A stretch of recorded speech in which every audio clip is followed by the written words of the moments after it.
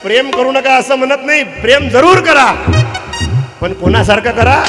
तुम्हाला प्रेमच जर करायचं आहे तर क्रांती सूर्य महात्मा ज्योतिबा फुले आणि सावित्री आई सारखं प्रेम करा. सावित्री आईच्या अंगावर शेण फेकलं, दगड फेकलं, माती फेकले, पण सावित्री आई डगमगली नाही, शाळेत जायची. कारण त्यांच्या पाठीमागं ज्योतिबा येऊन उभे राहायचे आणि एका पिशवीमध्ये दुसरी साडी आणायची, म्हणायचे सावित्री घाबरू नको, हे दुसरी साडी नेस, पुन्हा शिकव. या मुलींना शिक्षणाची गंगा आपल्याला या देशात आणायची आहे, ते आहे प्रेम.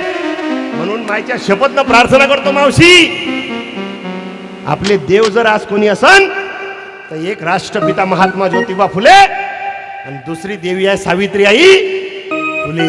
हे खरे देव आहे की ज्योतिबा सावित्री विदेची देवी देवता.